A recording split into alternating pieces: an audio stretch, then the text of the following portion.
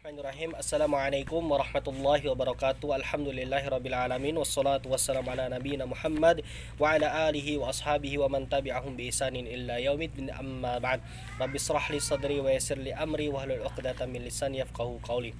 Kaifa halukum anak soleh dan soleha, semoga selalu sehat ya. Kita dapat bertemu kembali di mata pelajaran tarikh ya. Minggu lalu Pak Salam sudah memberikan video sedikit ringkasan tentang masa penyusuan Nabi Muhammad dan juga diasuh di tengah Bani Sa'ad. Itu tujuannya orang-orang kota menyewa wanita-wanita desa untuk menjual jasa menyusui bayi ya.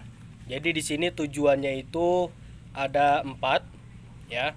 Yang pertama, agar bayi-bayi itu terhindar dari penyakit-penyakit yang ada di perkotaan. Kemudian yang kedua ya, urat-urat syaraf bayi itu akan menjadi kuat.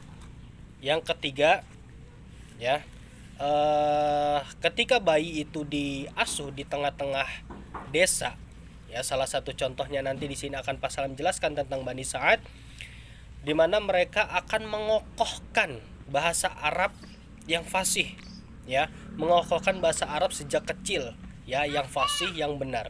Kemudian yang keempat adalah mendidik anak-anak bayi ini agar menjadi mandiri. Itu adalah tujuan orang-orang kota menyewa wanita-wanita desa, dibawa ke rumah-rumah wanita desa ya, dengan tujuan 4 tujuan tadi. Baik anak-anak soleh dan soleha, selanjutnya Pak Salam akan membahas tentang diasuhnya Nabi Muhammad SAW oleh seorang wanita ya, di mana wanita ini dari Bani Sa'ad ya.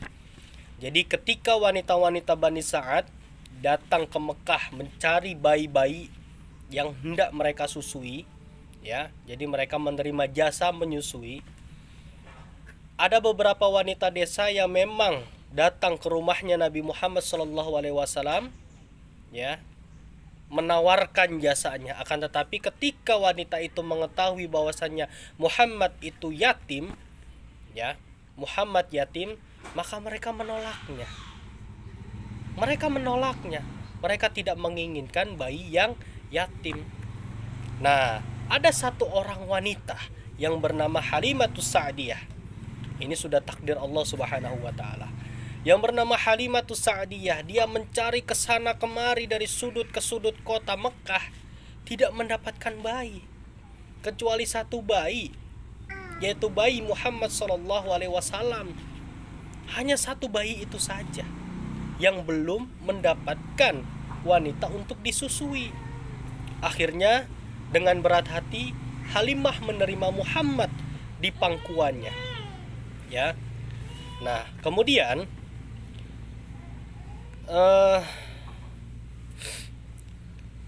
ternyata ketika Halimah menerima bayi Muhammad kecil ya, bayi Muhammad SAW, itu Halimah mendapatkan keberkahan yang banyak sekali yang tiada taranya tanpa mereka pikirkan.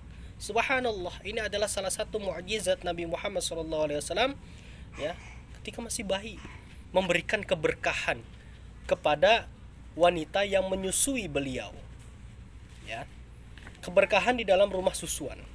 Jadi keberkahan ini benar-benar mengalir ya ke rumah tangganya Halimah dengan suaminya ya, yang bernama Al Haris bin Abdul Uzza. Itu adalah suaminya Halimatus Sa'diyah.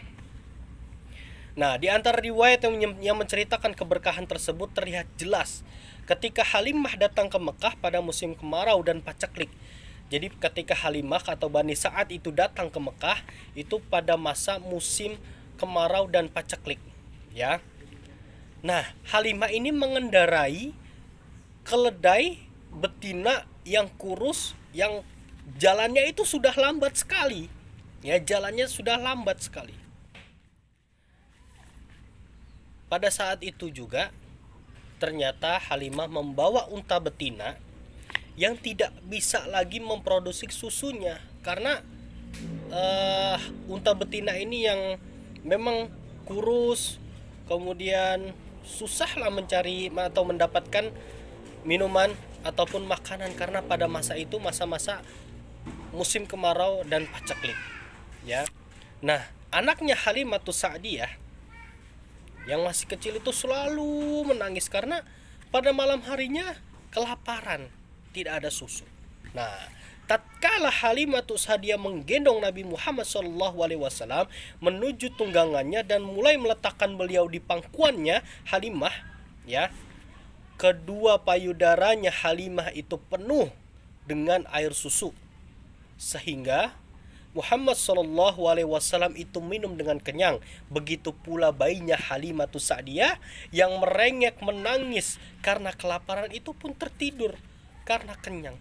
Itu adalah salah satu keberkahan yang didapatkan oleh Halimah ketika Halimah menerima atau mengasuh Nabi Muhammad SAW. Begitu pula suaminya mendapatkan keberkahan tatkala suami Halimah, yaitu Al-Haris bin Abdul Uzza, itu mendatangi untanya dengan izin Allah Subhanahu wa taala. Yang awalnya unta betina itu tidak memproduksi susu lagi, tidak mengeluarkan susu ketika diperah. Maka ketika suaminya Halimah itu melihat untanya, jadi kantung susunya atau ambingnya, ya, kantung susunya itu penuh dengan air susu. Maka pada saat itu juga Halimah langsung memerah, suaminya Halimah itu langsung memerah, ya, dan akhirnya Halimah, suaminya dan keluarganya itu kenyang dan mereka tidur dengan nyenyak. Kemudian suaminya berkata kepada Halimah, "Demi Allah, wahai Halimah, sungguh engkau mendapatkan anak yang penuh berkah." Itu adalah salah satu keberkahan yang Allah berikan kepada Halimah dan keluarganya. Nah, ketika Halimah dan keluarganya bersama suaminya itu hendak kembali ke Bani Sa'ad, jadi Nabi Muhammad SAW itu dibawa ke Bani Sa'ad, ya, keledai, ya, yang Pak Salam tadi sudah jelaskan. Jadi keledai yang keledainya itu jalannya lambat, kurus, ya, itu dengan izin Allah Subhanahu wa taala, walaupun memberikan tumpangan barang yang sangat banyak, berat, itu keledainya itu berjalan dengan sangat cepat, ya. Keledai-keledai orang Bani Sa'ad yang lain itu kalah dengan keledainya Halimah. Itu salah satu keberkahan juga yang Allah berikan kepada Halimah dan keluarganya, ya. Kegembiraan lainnya, ya, yang menghampiri suami istri itu ketika baru tiba di dusun tersebut, yaitu dusun Bani Sa'ad, bumi Allah yang paling kering kerontang, ya. Kambing-kambing mereka ternyata berada dalam kenyang, ya, dalam keadaan kenyang dan susunya penuh. Keduanya itu, jadi Halimah dan suaminya itu dapat memerahnya, kemudian meminumnya kapan saja dikala orang-orang sulit mendapatkan setetes susu perahan. Baik anak-anak soleh dan solehah yang dirahmati Allah Subhanahu wa ta'ala, akhirnya dengan mendapatkan keberkahan yang Allah berikan kepada keluarga Halimah dan Al-Haris bin Abdul Uzza itu bersyukur kepada Allah Subhanahu wa taala dan menyadari bahwa telah datang tambahan nikmat dan kebaikan dari Allah Subhanahu wa taala. Setelah 2 tahun, Halimah pun menyapih Muhammad kecil. Beliau, yaitu Nabi Muhammad SAW, benar-benar dalam kondisi sehat, kondisi kuat dan bertambah kuat pada saat itu.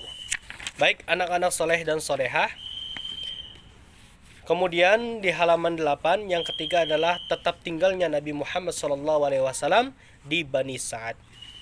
Halimah sudah terbiasa membawa Muhammad kecil tiap 6 bulan sekali itu pulang ke Mekah agar Muhammad kecil ini bertemu dengan ibunya. Ya, Muhammad kecil ini bertemu dengan ibunya, yaitu Aminah binti Wahab. Ya.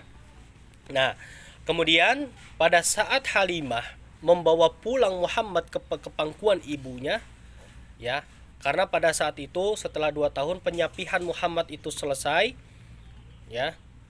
Nah, setelah melihat keberkahan dan kebaikan yang telah diberikan Allah kepada keluarga Halimah, maka Halimah memohon kepada Aminah agar Muhammad itu tetap berada dalam asuhannya.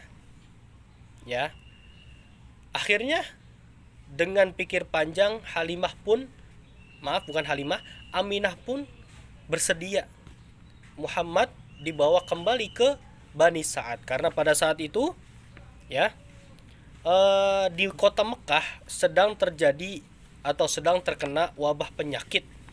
Akhirnya Halimah pun membawa Muhammad ke Bani Sa'ad. Mendapatkan izin dari Aminah, maka Halimah pun pulang ya bersama Nabi Muhammad SAW ke rumahnya dalam keadaan gembira dan bahagia. Kemudian Nabi tinggal bersama Halimah dan Al-Haris bin Abdul Uzza kurang lebih 2 tahun. Kemudian terjadilah peristiwa di mana peristiwa ini adalah peristiwa pembedahan ya dadanya Nabi Muhammad SAW oleh malaikat Jibril. Kemudian karena ditakutkan akan terjadi kembali seperti itu di pikiran Halimah, maka dikembalikan Muhammad ke orang tuanya, yaitu Aminah binti Wahab. Kemudian yang terakhir adalah peristiwa pembelahan dada Nabi Muhammad SAW.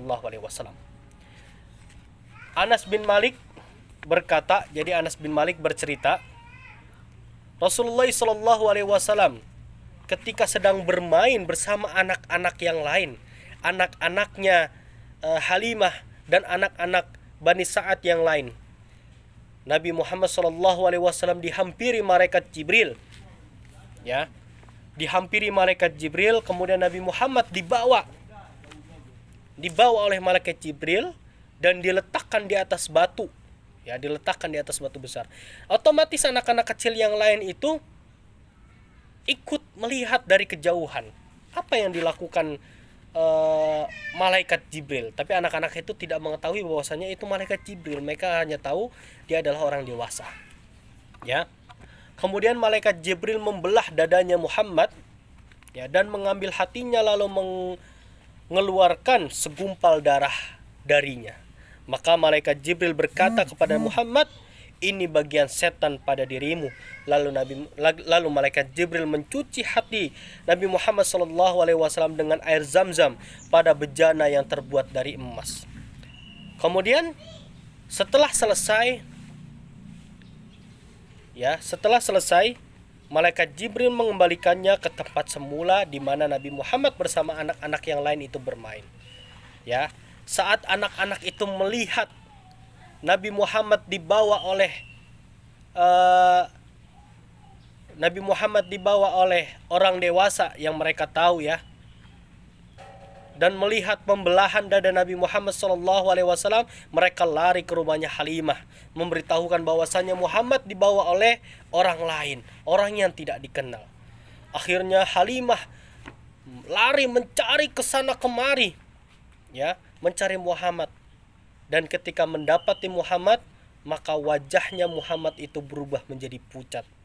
Ya, Halimah pun takut. Akhirnya Halimah pun berniat untuk mengembalikan Muhammad kepada keluarganya, takut akan terjadi sesuatu hal yang membahayakan Muhammad. Anas bin Malik berkata kembali, ya, aku benar-benar melihat bekas jahitannya pada bagian dada Nabi Muhammad SAW.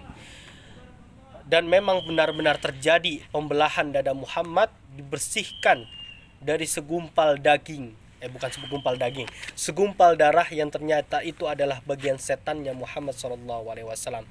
Dibersihkan dengan air Zam-Zam, ya, dan akhirnya Nabi Muhammad SAW ya terhindar dari godaan setan dengan izin Allah Subhanahu wa Ta'ala. Baik anak-anak soleh dan solehah, itu saja dari Pasalam, penjelasan sedikit dari Pasalam. Tugasnya adalah silahkan kalian mengerjakan di buku paket pada halaman 9 sampai halaman 10. Dikerjakan bagian A, bagian B, dan bagian C. Apabila sudah selesai mengerjakan, maka silakan untuk mengumpulkannya bisa melalui WhatsApp, ya, japri ke Pasalam secara langsung. Ya, difotokan terlebih dahulu. Mungkin ini dari Pasalam. Wassalam akhiri wabillahi taufiq wal hidayah. Assalamualaikum warahmatullahi wabarakatuh.